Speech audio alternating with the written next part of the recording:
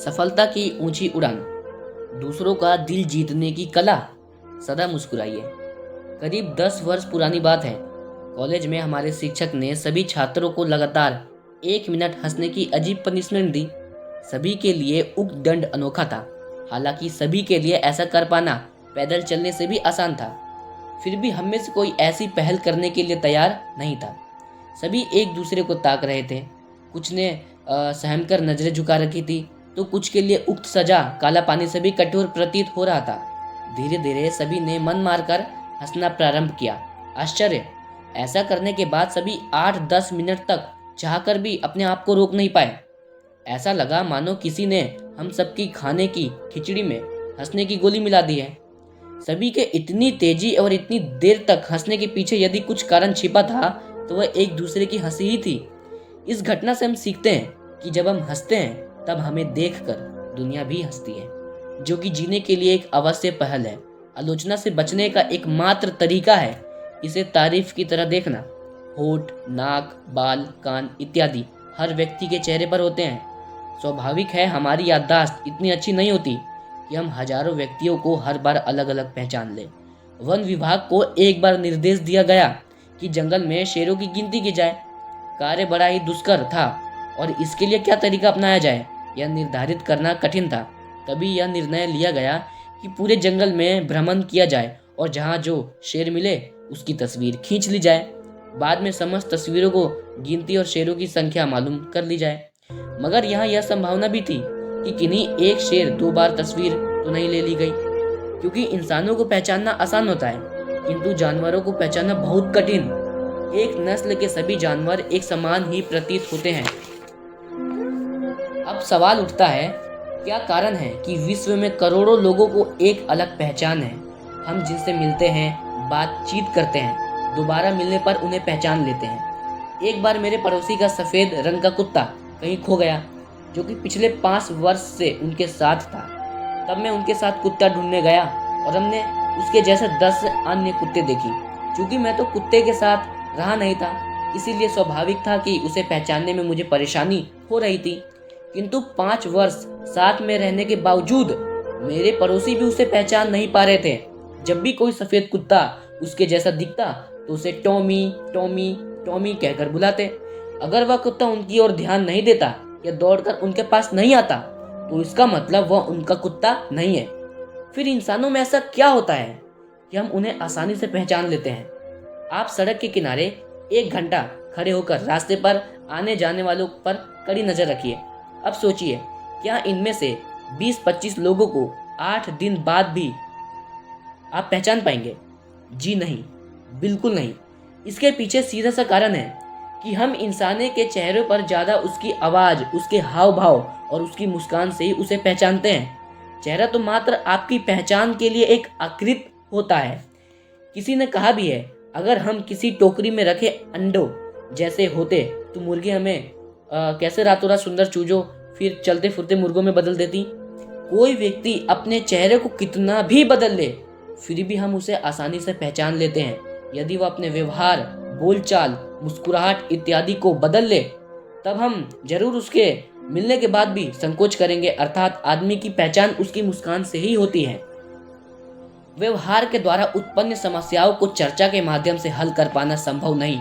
उन समस्याओं को व्यवहार के माध्यम से ही हल किया जा सकता है।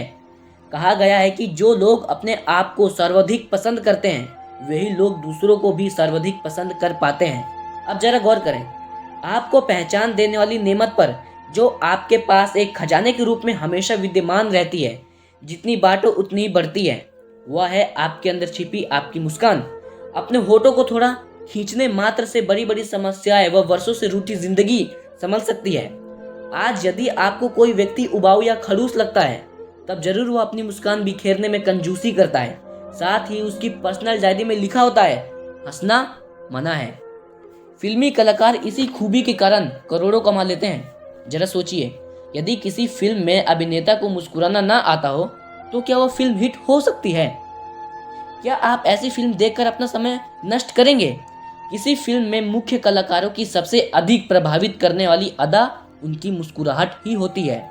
कोई भी महिला गहने पहनकर जितना सुंदर दिखना नहीं चाहती, उससे कई ज़्यादा सुंदर वो अपनी मुस्कान बिखेर कर दिख सकती है। एक चीनी कहावत के अनुसार जिस आदमी के पास मुस्कुराता हुआ चेहरा ना हो उसे दुकान नहीं खोलनी चाहिए।